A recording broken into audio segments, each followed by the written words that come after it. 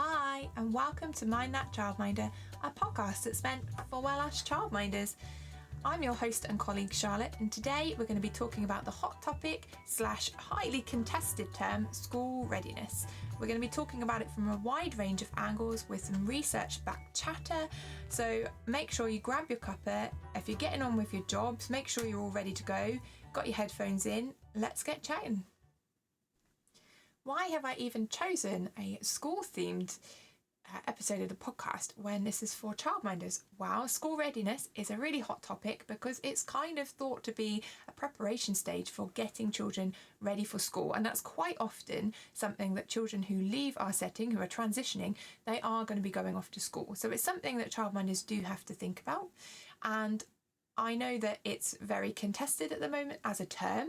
Not everybody likes the term school readiness. Not everybody thinks it's appropriate, and they use different words. There's also people kind of campaigning for schools to be ready for children, not children to be ready for school. So I appreciate that the term school readiness is not going to fit with every childminder's ideal way of talking about this topic. However, it's something that is kind of being used as kind of a general discussion base, and I think a lot of people have a rough idea about what school readiness might mean, so I'm going to use it for today's episode. But by all means, if you use different terminology, please insert it into that kind of space / let me know through Facebook, through Instagram, through anywhere that you're listening to this episode.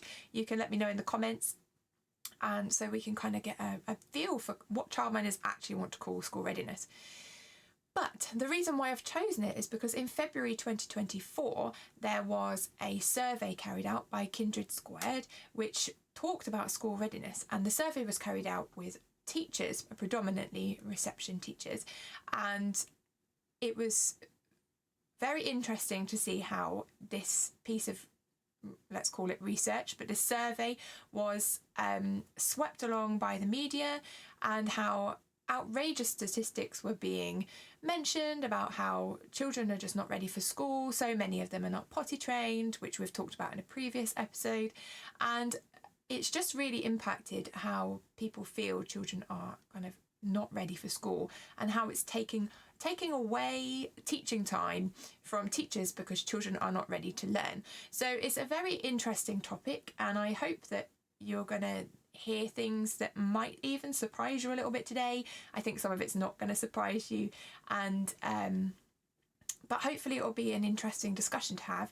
I might not have any answers for you about how to help this situation, but I think it's a really useful thing to talk about because we can all reflect on our own practice, and also it's just quite interesting, some of the stuff that I found out about. So we're going to talk about school readiness in a range of viewpoints. We're going to try and talk a bit about it as a childminder / practitioner, but mostly as a childminder because we do get children ready for life in a different way than other settings might. We're also going to talk about it as the views from parents. Now, I'm not a parent myself, so I can't say that my view as a parent, that's not a word that's going to come out of my mouth, but I have been on lots of parent forums to kind of see what's being said out there. And I also want to talk a little bit about what teachers are expecting school readiness to mean. So I'm going to try and go through a few different viewpoints as best as I can, but I'm not going to say that I'm an expert from every viewpoint because I'm not all of those roles. So let's find out a bit more about the definition of school readiness, shall we?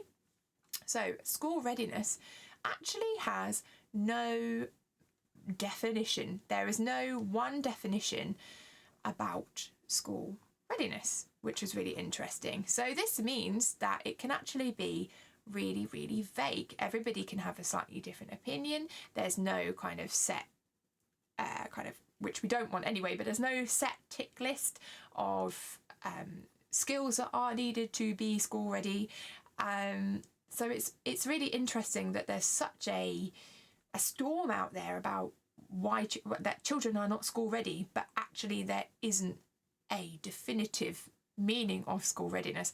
So even just that small amount of poking into school readiness already shows where there's a flaw, because if we don't actually know what school readiness is, how are children not ready for school? So I thought that was a really interesting point to consider. And there's kind of reasons as to why we might even have school readiness in the first place. So I did a little bit of research, and according to KL in 2022, school readiness is deemed to be a social economic strategy to help reduce poverty and the attainment gap. So it's there to help support children who are disadvantaged not to be so disadvantaged, so that if children are ready to learn and are at the same level as their peers and same opportunities, then hopefully the poverty and attainment gap wouldn't widen. And this is also reinforced by UNICEF, apparently, according to Kay, who say that there is no clear definition of school readiness, which is something we've just discussed.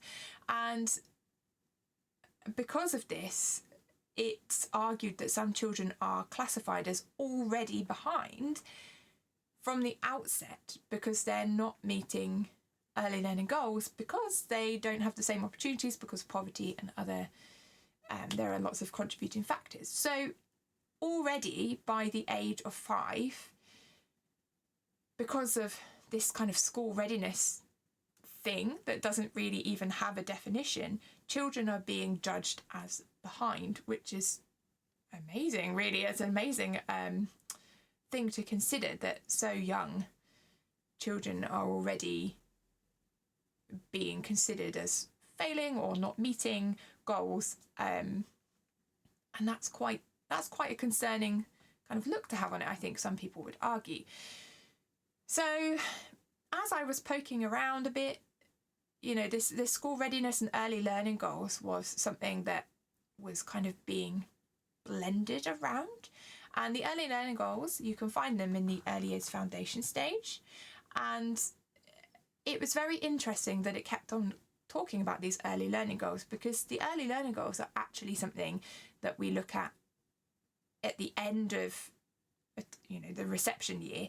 They're at the end of the early years foundation stage, and most childminders don't actually need to produce the document at the end of the early years foundation stage, because usually we've transitioned off children to school or to home education, and that's not something that we usually have to complete. Of course, there are some childminders that will have children for that age group, and they will have to complete the early years foundation stage profile.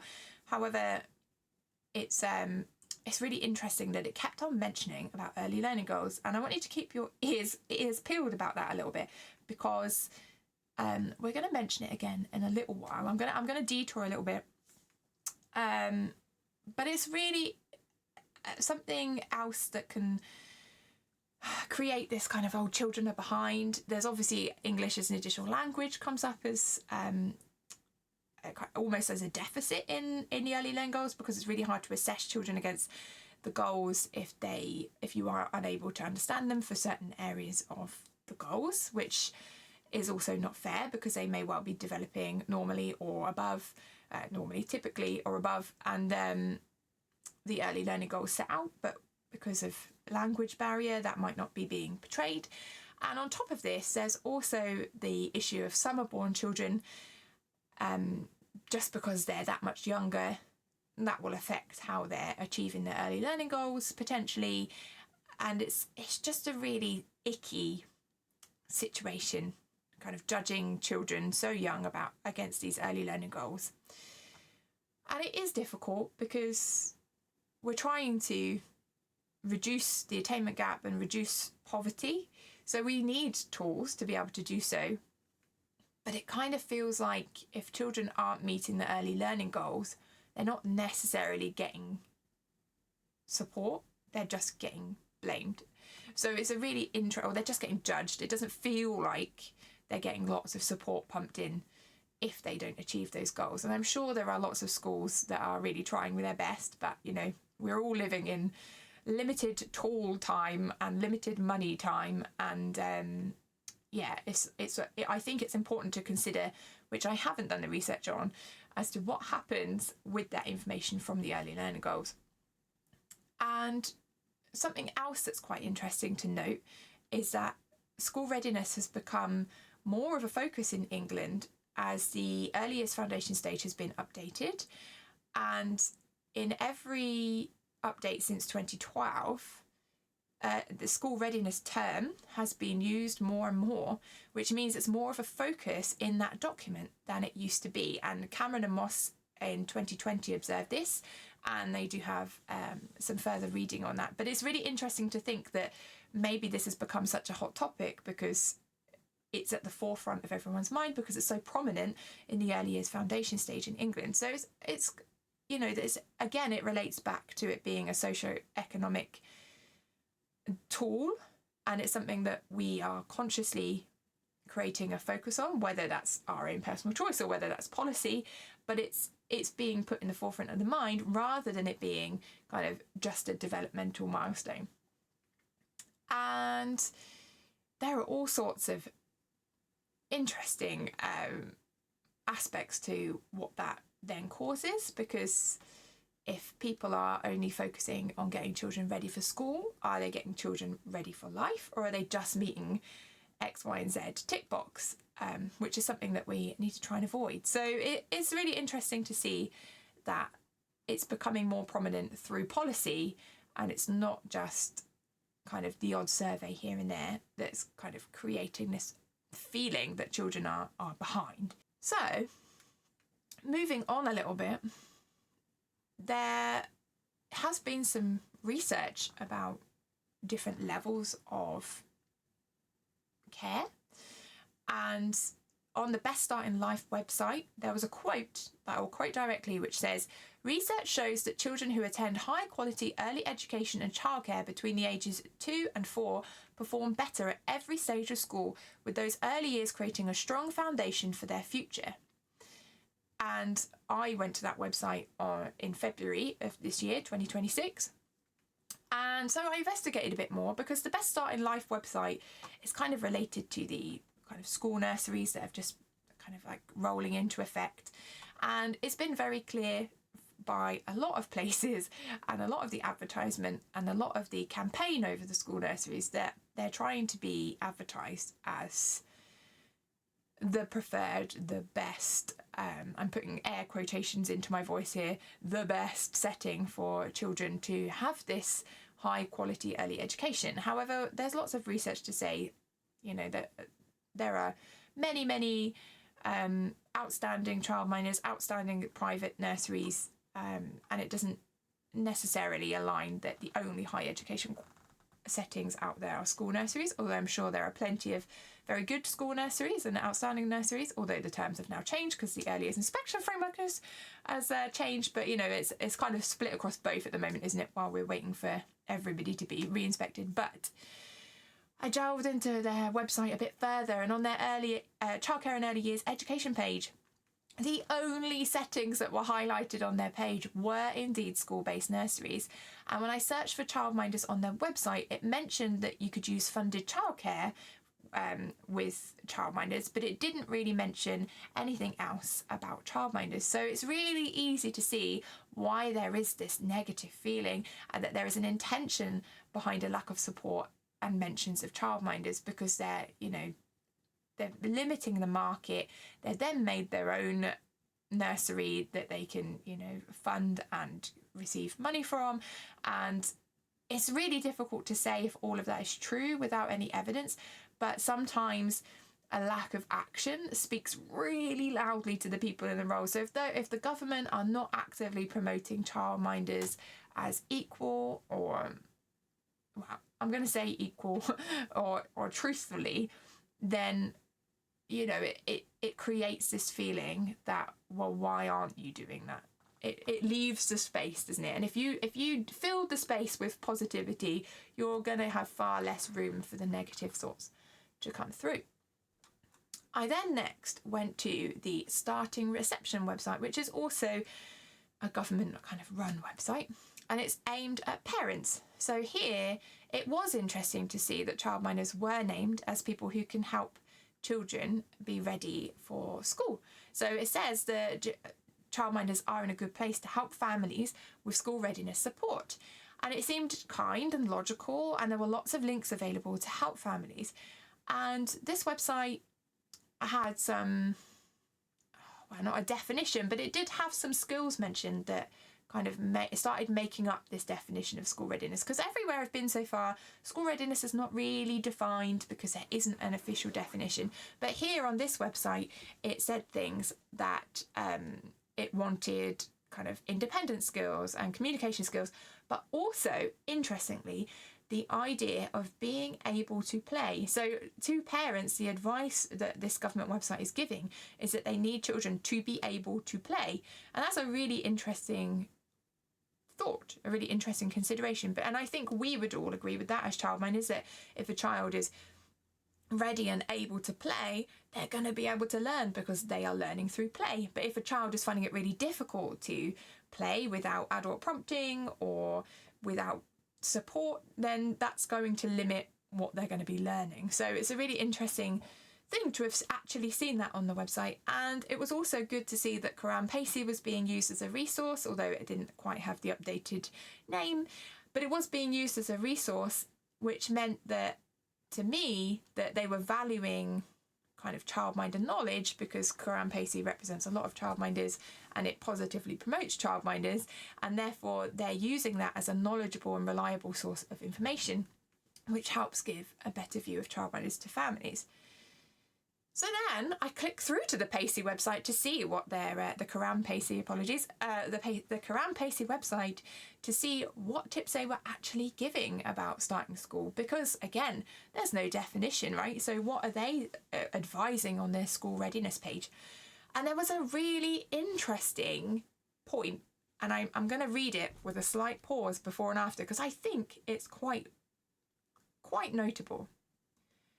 The quote is, "Keep their enthusiasm up, as they might become reluctant as the reality of going to school every day sets in." And to me, that's a really interesting, they had a list of other things: independent skills, talking, using the toilet, being able to wash your hands. But this quote in particular really struck me, because many children are going to have been going to earlier settings. It's going to be pretty much the default going forwards because of the earliest funding from 9 months old. So it's really interesting to me that the advice is to, keep their enthusiasm up about school, because soon they're going to realise that they don't really like it. And although I can hear in the quote that they're trying to teach a form of resilience, but it does feel a bit odd that when the reality of school hits, that there would be a reluctance. And where is that coming from? Because, children should be enjoying school, they should be enjoying learning, having all these opportunities, etc. And of course, there's going to be days where children don't want to go to school because, some days I don't want to go to work.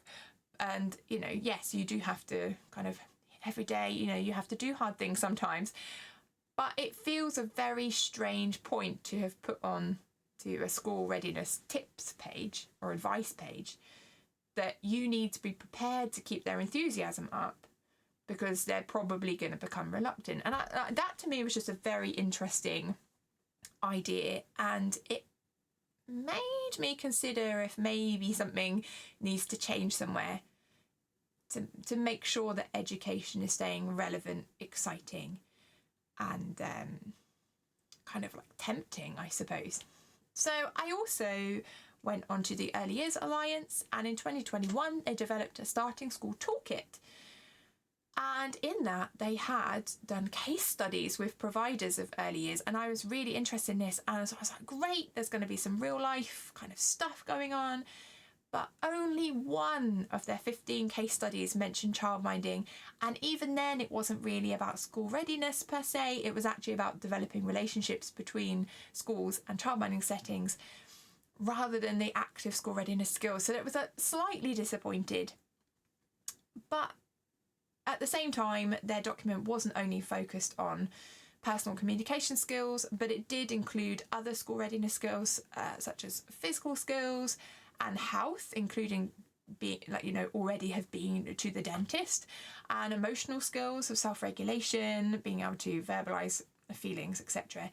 And all of these things, I think, are topics and skills that early year settings already think about, particularly childminders. and it should be something that's included in the whole early years journey, and it's not just in relation to school readiness. So it's very interesting to me that the term school readiness and school readiness toolkits, etc., are containing things that we should be doing through good and best practice. Anyway, moving on a step further, so we've kind of gone through, we're going through it gradually up to kind of the more policy-driven stuff. Ofsted, sorry to mention them, but Ofsted in 2014 produced a document called Are You Ready? And it was a school readiness document, of course. And in here, they state, quote, children do not make rapid enough progress because far too many settings pass on unreliable assessments. Interesting, because it seems that there is blame laying at practitioners' feet, early years practitioners, because they don't have high assessment skills. However, in that document, they recognise that there isn't a standardised baseline of school readiness. So it seems very strange to me that you can have no baseline about what school readiness is, or no definition, and everybody's following the EYFS and working towards those early learning goals. So how can those assessments be so drastically different? Or even if they are different, how can they not be as high quality when there is nothing to line it up against? It's a very interesting, it's like a blame, but also we can't fix this problem. So that didn't quite sit nicely with me. But that document in particular did give examples of outstanding childminder practice, which is great to see. They actually highlighted more than one childminder. They highlighted how we have mixed age ranges, but still manage differentiated care for older children who are getting ready for school. So the conclusion I made from that document is to make sure that as childminders, our assessment skills are strong and that we're developing assessment skills of anyone we're working with, whether it's co-childminders, whether it's assistants, apprentices, students, you name it. We need to make sure assessment skills are strong, and that children's individual needs are being met, and the relationships being made between local schools and the childminding settings are strong, so they actually have a mutual understanding of what school ready is, because there is no national definition. And I think that's a huge takeaway from that part of the research that I have done, is that there is no national expectation of what school readiness is. So therefore, we need to be working in our smaller communities, in our local communities, about what school readiness means for the schools our children are going to be going to. And of course, there's going to be a really different aspect to school readiness, again, air quotations, because some children will be going straight into home education. I have had this before, and of course I wasn't making them school ready because they're not going to school, but I was still teaching them the same skills, because to me the skills that they need at school are the skills that they need for life. I don't need to teach them anything in particular just for school, other than maybe carrying a tray of lunch, but that's still a useful skill for a home educated child. Anyway, so, as there's no definition, it's really difficult to gauge why then children are being considered as not being as school ready as they were before. Don't you think? Do you not think that's a little bit odd? So because of this little bit odd feeling I have, I went to the House of Lords website, and they have a document that's dated April 2025. So it's a very recent document, really, in comparison to all of these other ones. And it has a very different viewpoint. And I was really shocked by this document, personally. So if you're not sitting down, sit down. If you need a strong cup of tea, get a strong cup of tea. So, practitioners and schools often use school readiness as a way of determining entering reception. So we and the media are all being told children are not ready for school when they are entering reception. Okay, the survey was being held with reception teachers, and teachers having to spend that first year of reception catching children up. They're not in pants, they're not toilet trained, they're not this, they're not that when they enter reception. Okay, that is what most people agree where school readiness is the target is entering reception. However, the House of Lords are measuring school readiness using the early years foundation stage assessment, and that is completed in the final term of a child being 5, which is the end of reception, the end of the EYFS. Therefore, to me, it seems bizarre that the expectation of school ready is children entering reception, because the data they're collecting is coming after the year they have spent in reception. Granted, there are going to be some children who do not do the reception year because of this turning 5 business. However, most children, the typical route is the year that they're turning 5, they're going to be going into reception. In England, I should clarify, in England. So therefore, the government are collecting this data of children not being school ready at the end of reception. But media and teachers and anything else that's piling the pressure on Ofsted are talking about school readiness being entering reception. And I think that was a jaw drop moment for me, that early years practitioners are being blamed, are being told their skills are not good enough, etc., for children not achieving early learning goals by the end of reception.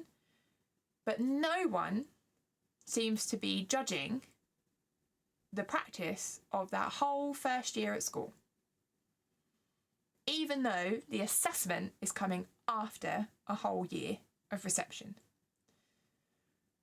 So why are families, parents, and early years settings, including childminders, getting the brunt of being the reason why children are not meeting these school readiness goals, when many children are being in a government-run school for a year by the time the assessments are taking place?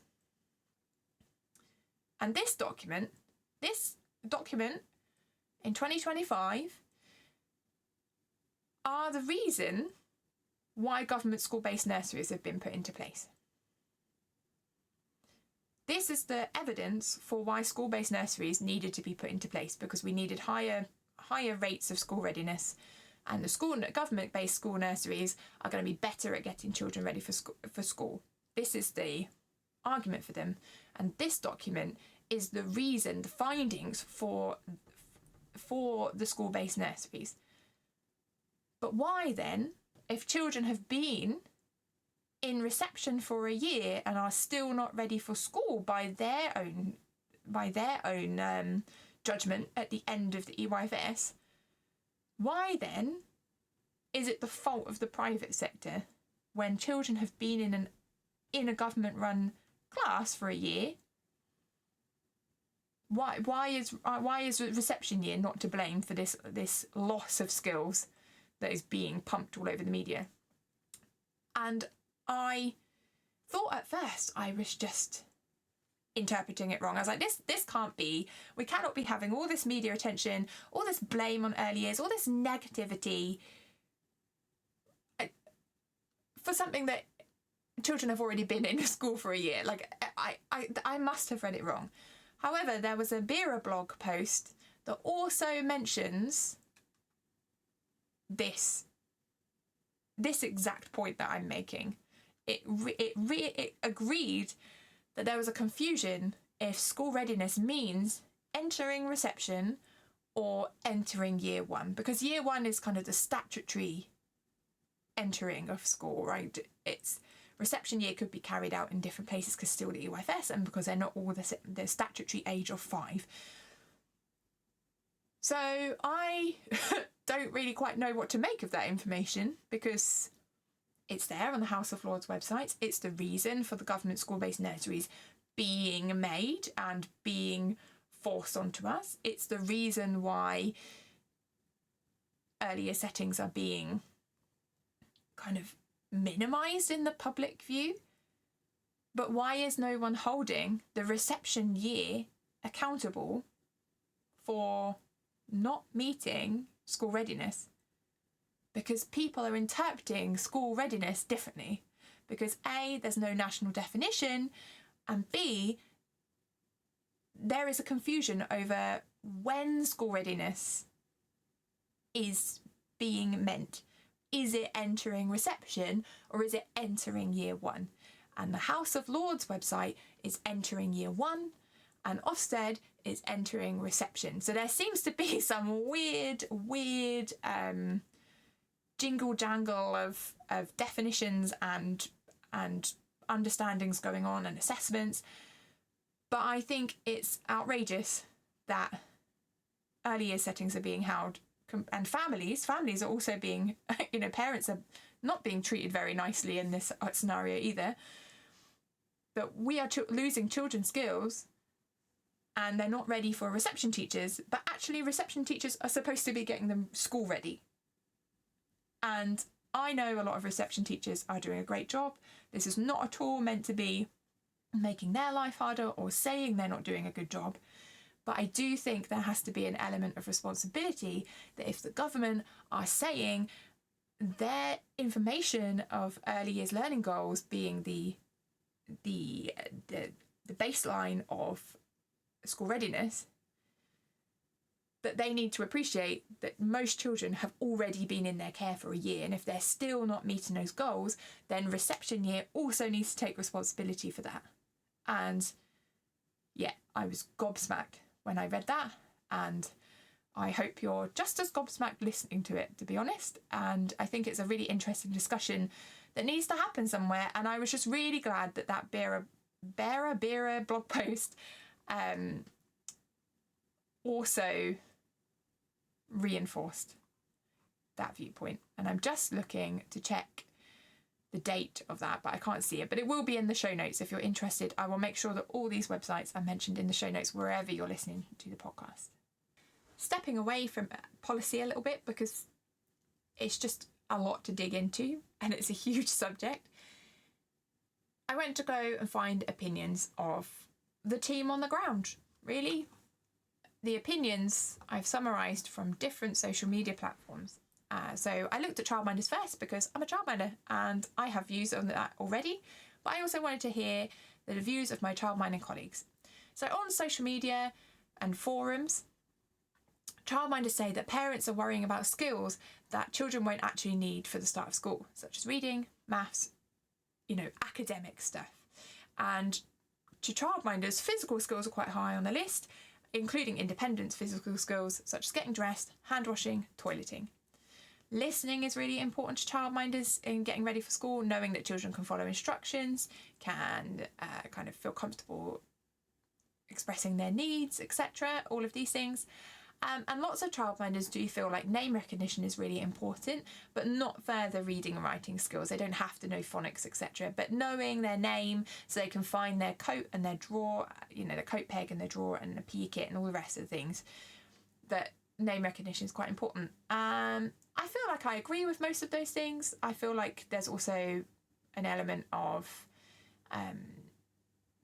children having exposure to different situations, different people, different kind of play opportunities, so they know what they like and what they don't like, and that they're willing to try things they've never tried before. To me, that's something I quite actively encourage for my children who I'm preparing to leave me.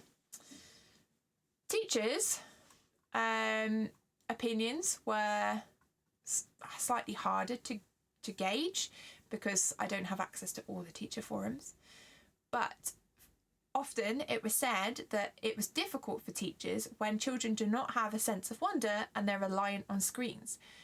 And that was really interesting because it's going to be a really modern point. This kind of screen-based issue is going to be very prominent at the moment, where children find it hard to engage, or they're bored more quickly, or they don't notice things as much because they're far more used to having a screen.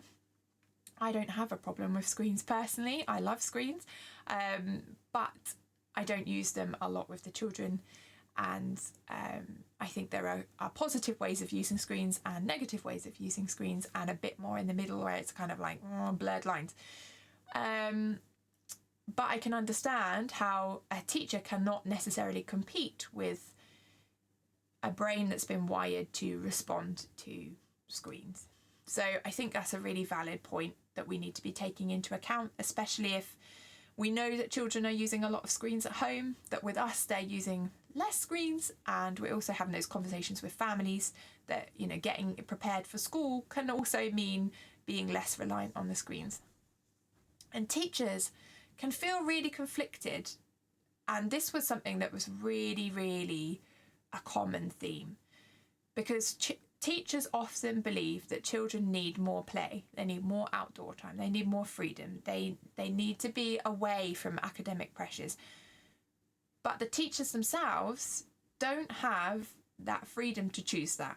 They're in an institution where a curriculum is set for them, where they don't have very much freedom, because sometimes they have to give lesson plans, sometimes they have to be told what to do by, you know, powers that be, and they feel those pressures means that they're forced to not do the things that they want with the children, and that they cannot avoid these pressures because of the nature of the job. And these teacher pressures are very real. We've heard the very sad case of Ruth Perry, the head teacher who was killed by suicide because of pressures relating to Ofsted inspections and such. And so these pressures are really real, and people's jobs when they're employed are on the line. If their, you know, children aren't achieving, it's a problem. And there was another Bureau journal that did say that children's outcomes are an indicator of their own performance. So people are, you know, leadership teams are using children's outcomes as an indicator of a teacher's performance, with not very much regard to the starting points of the children, of you know, the fact that school readiness isn't even a thing, that all the children are going to be at different levels when they start school. Some are going to have been in early education, some aren't, some have English additional language, there's gender, there's neurodiversity, that, like, it's just mad out there. But a teacher feels like they're not able to give children what they need, which is more play and more freedom and more expression, because they need to hit these academic targets of maths and English.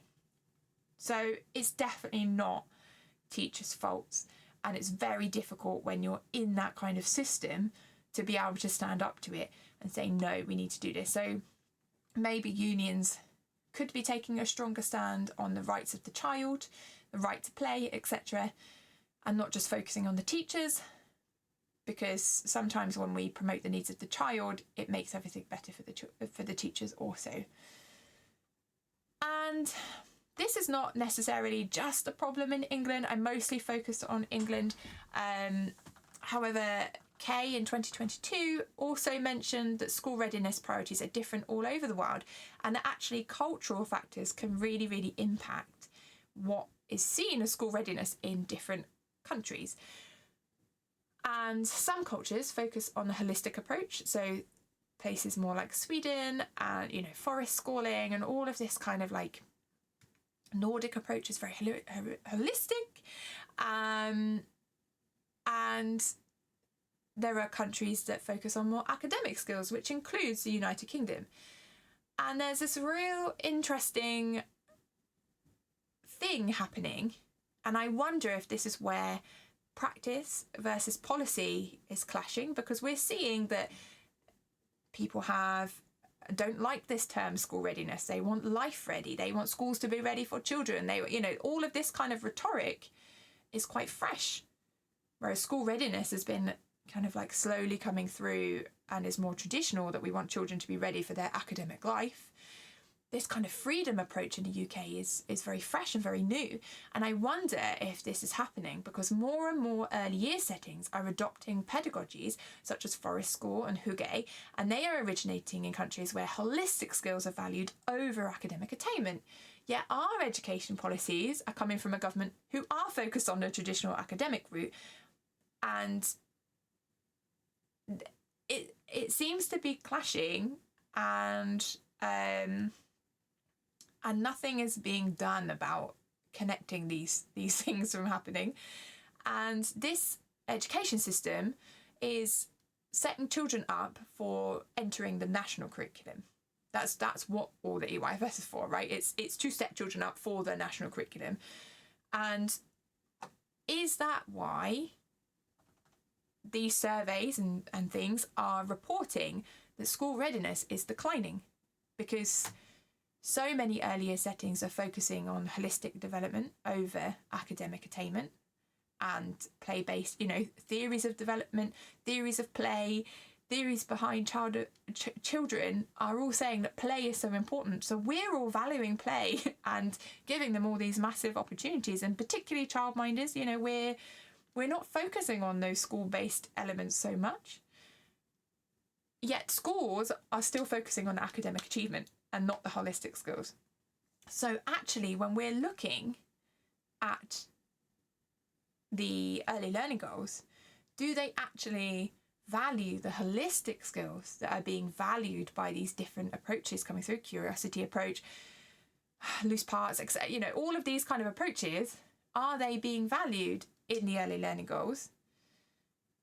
Or is that why it looks like children's skills are declining? Because actually they're not, they're just learning more skills. I think that's a really interesting question that I would want to think about further. Of course, we need to talk about the most important people in the children's lives, the families and the parents.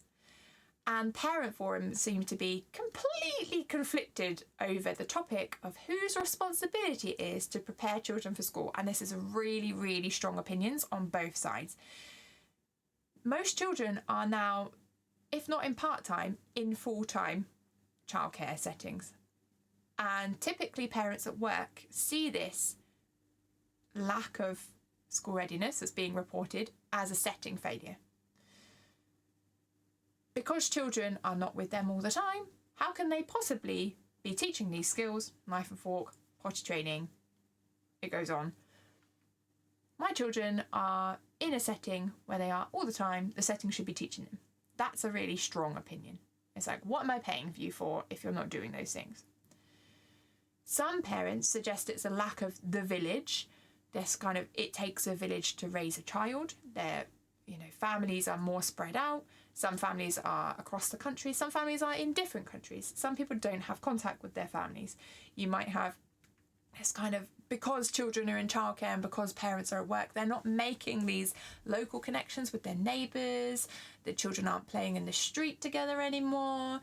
And this very little role modelling, because of the lack of a village, means that parents might not know what's coming up next or even how to do things, because traditionally it was mothers who were going to toddler groups and they were helped by people with older children and friends and grandparents, and also grandparents didn't work for so long, so they would often have the children. I definitely, when I started childminding, there were grandparents who would bring their children to groups more often than they do now, because grandparents are having to work now.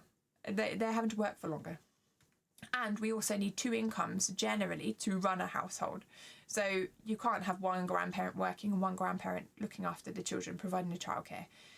So this lack of village is something that's really thrown around in parent forums, and that produces a lack of kind of role modelling and support for a family to know what they're even supposed to be doing, because you don't get given a parenting how to, this is exactly what to expect guide.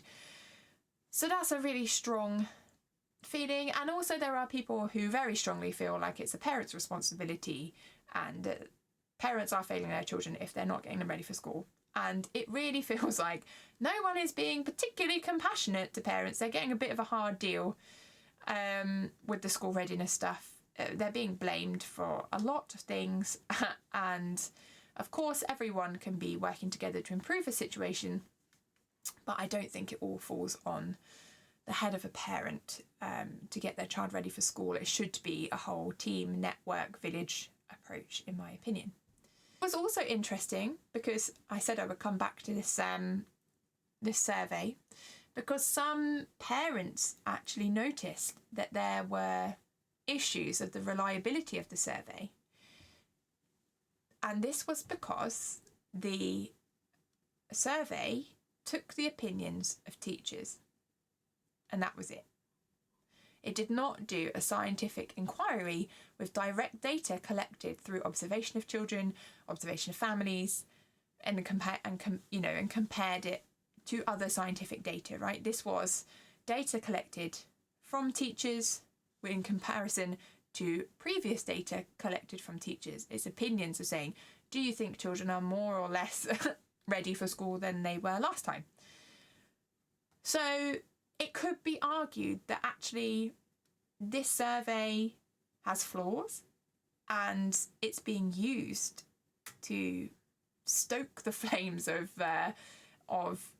resentment almost of early years families and this kind of a lack of educational attainment with blame on something that's actually an opinion of teachers. And we can all 100% agree, I'm sure, that teachers are overworked, underpaid, undervalued, just as us. And if not, I personally think that we are more undervalued. It's not a competition, but I think, there are different challenges that we're undervalued with in terms of HMC and inspections and just general public feeling towards early years. I think teacher opinions are really valuable. However, I think it needs to be used against numerical data and scientific data of observed actual skills by, technical researchers. And I think it's really interesting to think about how these surveys might actually be impacted by the pressures that teachers are facing. They may well feel that children are less ready for school, and in some areas they may well be less ready for school than previously considered if you use some kind of approach that school readiness is even a thing. But does it take into account teacher workload, teacher pressures, how Ofsted inspection framework has changed, how teacher strikes have been happening? Has it taken into account the opinions of teachers might be inconsistent from year to year? Probably not. I don't know.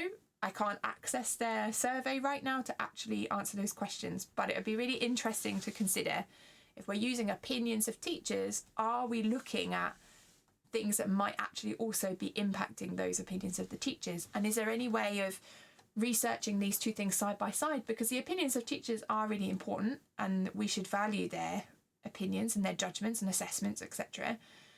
But at the end of the day, teachers are humans just like us, and if they are stressed and burnt out and worn out and undervalued and underpaid, that is going to be affecting how they view their work. And I think it's really important to consider that if we actually observe children and their skills at the same time as looking at this, we might have a coherent picture. It might be 100% accurate, but also it might show you the state of the education system if teachers are being burnt out and they need more support, and it's actually affecting the classroom in a different way. But that's all hypothesis. It's not, I can't 100% prove it, and I can't look at their particular questions because their website is not working at the moment. It's also really interesting to note that practitioners are really fighting back about school readiness at the moment, and there is a lot about this. Schools should be ready for children, and they're arguing against unrealistic expectations from the government and the negative media attention. And it's not just childminders that are doing this. Childminders are having to fight incredibly hard at the moment. It is exhausting out here. I hear you. I feel it too. The only way I can face it is by doing one thing at a time. And right now I'm focusing on school readiness. I'm trying to forget all the other things, and we're just going to talk about school readiness because I hear you. It's exhausting. This is hard. And I think it's right to be arguing back against this school readiness phrase at the moment, because there have been, just a survey on its own should not be enough to have sparked all of this negative attention.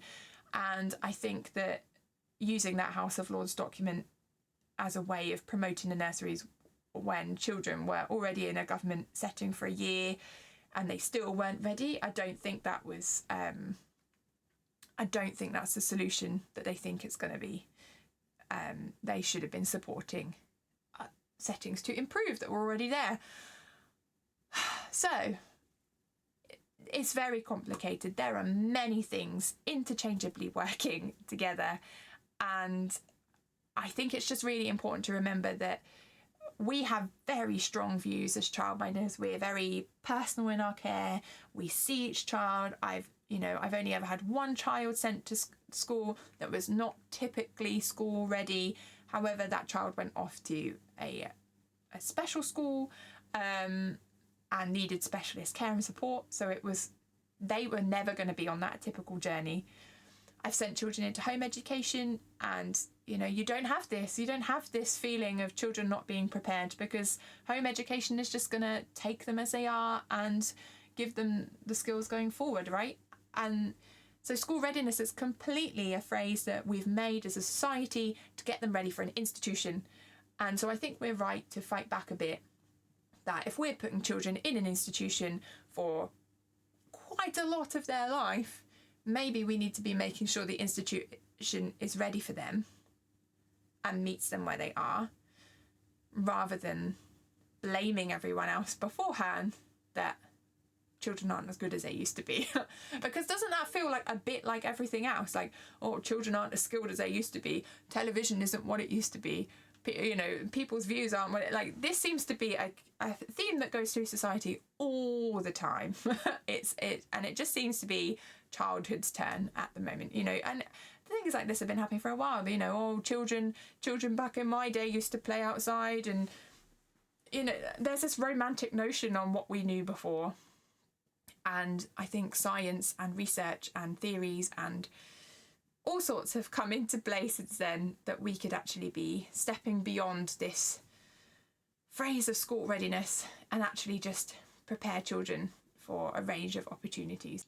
Let's start bringing us all together, because it feels like to me, and you can visualize my analogy, that I've made one piece of the jigsaw puzzle on my right, and then I made a different bit of the jigsaw puzzle over on my left, and there's another bit of jigsaw puzzle kind of in the center, and now I need to just fit those three slightly bigger pieces together to make one coherent picture.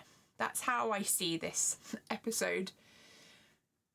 All three of the roles in the child's life agree that there is a large influence of screens, and it's seeing a reduction in lived skills and experience of children. It doesn't mean that children are less than they were, but they are seeing a reduction in lived skills, because, and it's quite obvious to me that if you spend time doing one thing, you can't then at the same time do another thing. But I think that would be the same for any skill. If you always played football with a child and they never had the opportunity to do reading, they might well develop their physical skills, but they're not developing their reading skills, right? So it's that thing of, are we making sure that there is a good play diet? And if you don't know what a play diet is, I love it. It's where you think of play as a meal, and you're making sure that the children are getting kind of every type of play group, play type offered to them. And I really like visual thinking like that, so that works for me. All the roles also, such childminders, teachers and parents, families, agree that parents are working longer hours than they used to, and it's from a younger age. So lots of people cannot afford to stay on maternity leave for the whole year, and that, on top of a lack of village, is affecting parenting skills, because they're not being around their child as much. And on top of that, they're then not having role modelling and support and praise and anything else coming through. So that is affecting how parents get to connect with their children. There is also very obviously no clear definition of what school readiness means. So this means that every single group, every single area expects school readiness to be different. And because of that, what I think school ready means might not be what the local school thinks school readiness means. So when they get surveyed about their opinion, they might think the children I look after are not ready for school because they're not doing X, Y, and Z that they think it means. So it's really important that we're building those relationships with the school where possible, with that reception class. And it is on my to-do list this term to talk about that with the reception teacher at the school, to find out what kind of things they expect, and for me to take that on board. I might not completely agree with everything that they expect, and I might talk to them about that. But I think it's important to at least have that discussion and be aware of what they're expecting children to already know or be ready to learn. And that is something that is going to be different in every area. There will be some common themes, but I think it's important to also have those local conversations. There is also an underlying pressure and guilt, I should say, of reception teachers particularly, but also childminders, in ensuring that school readiness ideas are followed. And that's twofold. It's in terms of the adult being judged well because the children are achieving. So for childminders, that's childminder agencies, that's Ofsted reports, and that is kind of what parents think. You know, if we want work, we need parents to think that we're helping to raise their child well and preparing them for school and for life. You know, so there is going to be a pressure that we're going to want to conform to certain ideas, even if we don't necessarily agree with them. But there is also a fear of failing children, because if you disagree with some form of terminology of school readiness, or you think children shouldn't read ready for school, but the school thinks they should be reading a couple of sentences by school, for example. I'm not saying that any school believes that or any childminder believes that, but as an example, because you're scared of failing children, you might not then behave in a way that you think is 100% right for the children. So you might think play is the best thing, that I need to teach them X, Y, and Z skills, and that, I want to be really confident in that approach. But then you get a bit nervous because you think, but if they don't learn the things that they are learning over there, I might not have them ready for school and I'll be failing them. So I think that's a point of self-reflection for childminders there, that you're making sure your curriculum, what you're teaching the children, doesn't have to be a formal curriculum, but what you're teaching them actually is teaching them the life skills they need, the kind of resilience and attitude. If you look at characteristics of effective learning, that's really useful. And that you actually look at those early learning goals and you think, okay, is my curriculum, what I'm teaching them, my ethos, my pedagogy, is that helping children to step towards those early learning goals? Or am I missing, am I completely off the mark? And you can go above and beyond, right? You don't have to only stick with those ones. There are less early learning goals than there used to be in there, which is great. But you don't have to only teach those things. If you also want to teach sustainability and gardening and allotments and bird spotting and parts of a train or anything, you can go above and beyond, right? But you need to be making sure as a minimum that those children are going to be able to progress towards those early learning goals. I don't think they have to be at the early learning goals by the time they finish with you, unless you have them for that kind of typical reception year. Media is a big problem right now. The media is picking up on one particular report and survey, and just focusing on it and just saying all the negative. And there is a huge amount of research out there, research blogs from educators, from theorists, from all sorts. And they are calling for less schoolification of the early years. And media, social media, newspapers, all of this kind of stuff are picking up on surveys and making it more kind of focus on academic or lost skills. And so there is a conflict of interest here, right? That the media want to be outrageous and sell and have clickbait and all the rest of it. But early years want the best for the children. and there is a conflict. It's very difficult to manage. I think we just need to stay strong in evidence-based practice. And there is a conflict between what the 3-year-olds believe school readiness means in comparison to policymakers. And the PACE research that I found in 2013 agrees with that. So policymakers have a very different opinion of what school ready means compared to professionals and educators and parents. And this is a really important thing to distinguish, and something that also needs a bit of work, that maybe policymakers need to have a bit more opinion from people whose actual job it is to research children and work with children about what goes into policy, because like we said earlier, academic attainment is the main focus for policymakers. But right now, education practitioners, childminders, theories, researchers, they're all focusing on play and the skills that we get from play and lifelong skills. They are not focusing on academic attainment. So it's very interesting that there seems to be such a huge discrepancy, and that itself is not spoken about. That is not picked up in the media, and how we're going to tackle that is a very big question. But I think I need to pull it all together now. I think there's so many things I threw out into the air, I need to pull it back in. There is an imbalance of power in decision making about education, and that pressure is trickling down to educators who know what's best for child development, but they are at risk of losing their jobs or status if the children do not achieve academically, so therefore they then do not do what's best for the children. Boom, that's a big point, right? Children being life ready is more important to children, probably is important to children, but to childminders, parents and teachers, being life ready is more important to them. It's policy that school readiness has come from. And of course, we did talk about why that has come in, because there are good reasons why we want to try and reduce poverty gap and attainment gap. But would it reduce poverty to be life ready over school ready?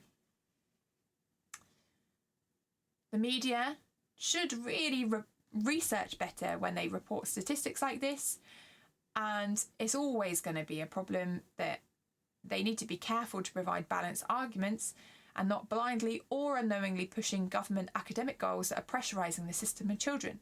So, the media might not have realised that all of these issues about school readiness when they reported that survey said school readiness skills are reducing. They might not realise that this is a schoolification of early years. Or they might well have known and done it anyway and not cared. I feel that there does need to be some kind of accountability when it comes to reporting things about child development for media, because if they promote their kind of inaccurate things, it can actually impact children negatively. Childminders in the wider sector have to defend children's right to play from policy and inspection systems, and that has to be the crux of it, right? It has to be, you're not taking the right to play away from children, and and there is a lot to fight about at the moment. Childminders have got it really rough at the moment. But when it comes to school readiness, if we take a rights-based approach, not childminders are great at making children school ready, even if it's true. Not, you're devaluing us as compared to schools, even if that's true or you think it's true, even if there's research on it. What we need to do is stand for the rights of children, because the rights of the children always comes first. The safety and the rights of the children. And there is a right for children to play that the UK have signed up to. So therefore we have to defend that. And if we use that as our kind of focus on any argument relating to school readiness, then we're putting the children first and we're doing everything we can for them. A big takeaway is school readiness information is being gained at the end of the reception year. So do not let anyone let all of the fault lay at childminders and early year settings feet. It is not the case, because children are in school generally for a year before those early learning goals are being looked at.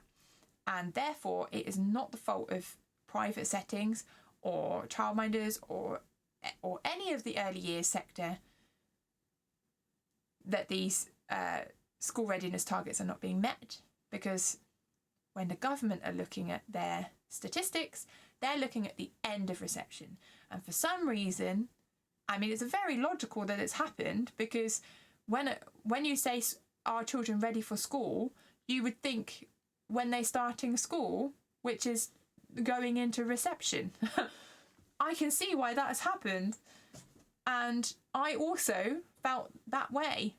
But their actual documentation on the House of Lords website says otherwise. And I had to check that I was not being interpreting it incorrectly. And I did find other people in highly regarded journals and blog posts and all the rest of it saying the same thing, but it's just not being shouted about. So now I'm shouting about it.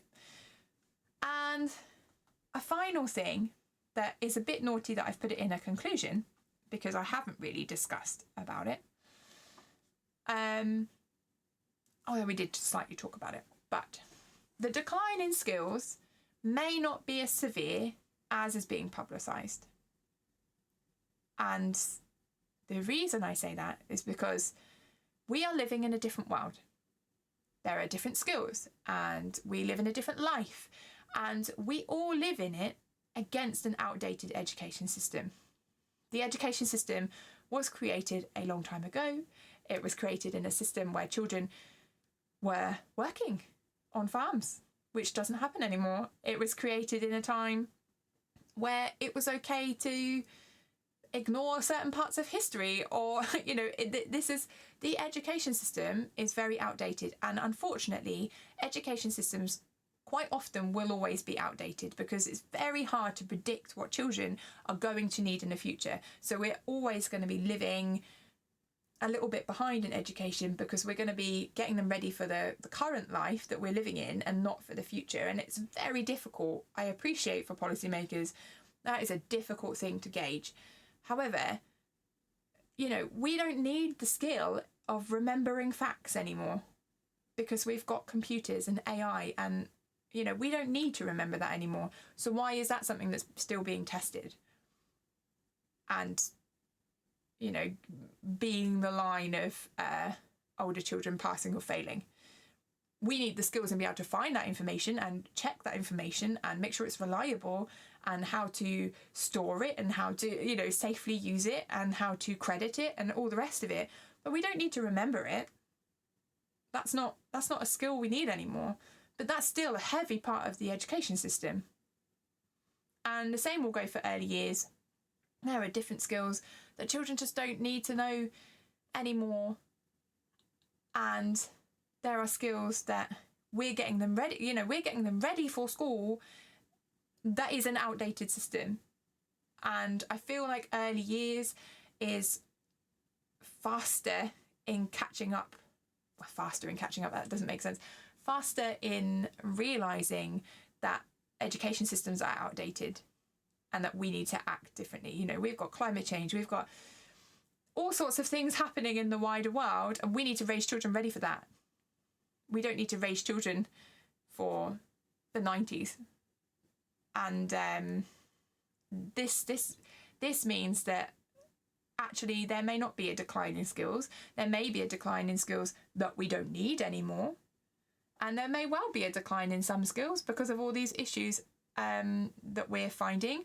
But we need to not be blaming early years and parents for that. We need to be looking at what is underlying issues, because generally when these things happen, it is deeper in society, it's poverty, it's lack of children's centres, it's lack of funding, it's lack of healthcare workers, it's lack of access to care, is all of these things impact children and their families. And so instead of just blaming settings for not getting children ready for school, and childminders are very much being blamed in this in this survey kind of feel that childminders are not able to get children ready for school. We've all probably seen the FAQs that came out a while ago that mentioned that kind of thing. I think it's probably a very common perception that childminders cannot get children ready for school, which is not true. And school readiness isn't even defined, etc. You know, there's many arguments now that we can use if someone says that to us. And so there seems to be a dissonance between what skills are actually needed in real life. How do we get children ready for life? Why are we getting children ready for an education system that is outdated, that only measures them in certain skills, that creates them being behind just because they're summer born? Like, there are many flaws in the system, and we're never going to have an absolute perfect system. And I think that's another thing to take away, is that it's never going to be absolutely perfect, because we cannot make all of education absolutely individualised for every single child. But childminders are in a very strong position to help children be ready for life as the individuals that they are. And for me, that's what I aim to do. And I think that from this research that I've done for this episode, I can actually take a bit more of a breath and know that I'm doing a good job. And I'm doing all of the things all of the time from very young age of children that I look after. The older children are role modelling to the younger children. That's a real big strength for childminder settings. And I think we just have to shout a bit louder of the children's rights when this argument gets, when it rears its ugly head again, because it will, especially as we get closer to summer term. We're getting children life ready. We're protecting the children's right to play. We're not, we're protecting their mental health by shielding them from the pressures of the education system, academic pressures. Children's brain, everyone's brains are different and they learn in different ways, and we need to teach them what way their brain learns, right? And if they don't try different ways of learning, they're never going to know themselves very well. And they've got many years of being in an education system that isn't going to suit most children. And I don't feel like I need to make my setting a mini version of that. And I'm sure that many of you will agree. And if you do agree, please put a hear in some kind of comment box somewhere. Make sure you share this with childminder friends so that they're aware of some of the outrageous things and also the great things. And also realising that, as a network, many people believe the same things. There are, of course, going to be differences. But I think if we connect on our similarities a bit, we can actually make this better for the children. I hope you've enjoyed this very rambly episode. I hope you've felt a range of emotions as I did when I was researching the episode, that I felt outraged, but I also felt comfort, and I also felt kind of a positivity too, that this is a more complex issue than children are ready or children are not ready for school. And I hope it gives you a little bit more feeling of being ready for life is possibly more important than the term school readiness, although I don't have a problem if you use the term school readiness. And just know that there isn't one national definition, and it doesn't necessarily mean when children enter reception. Of course, we want children to be as prepared as possible for that transition. We want them to feel ready and confident and able to learn and have a sense of wonder. And if you're interested in sense of wonder, there is a previous episode on that, by the way. I just think there are so many more things that we can all agree are fabulous things for children to learn. And school readiness is kind of just there in the background. And if we're concentrating on all of these other wonderful, glorious things that childminders do, I think they'll just get there in the most part. And actually, what we need to be doing is noticing if a child isn't on that journey, isn't on that route, because most children will be on that route to school readiness, because we're giving them a wide range of opportunities, we're giving them love and care and support. But if a child is not appearing to be going along that typical route, that's where we need to intervene, right? That's where they need the support. And I think that the overall self-reflection from this episode is knowing your own setting, knowing that your skills are as on top form as they can be, and knowing the rights of children. So with that, my childminding friends, I wish you fairly well. I hope you've enjoyed the episode. I hope it's made you stop and think. I hope nobody fell over too hard when they got the outrage of the House of Lords document. I did have about a 10-minute rant to a friend about that when I found that. Just saying. And hopefully we can go forwards thinking about skills of helping children to be confident, competent learners, rather than forcing them into thinking about an education system that needs a bit of an update and a refresh. So take care, make sure you're having enough water in a day, of course, and until the next time, be confident, and I will see you again soon. Bye. Mind That Childminder. Find us on Facebook, X and Instagram for more about upcoming episodes. All topics discussed are intended for entertainment and educational purposes. This podcast is not intended to give any legal advice and is purely an opinion and supportive piece.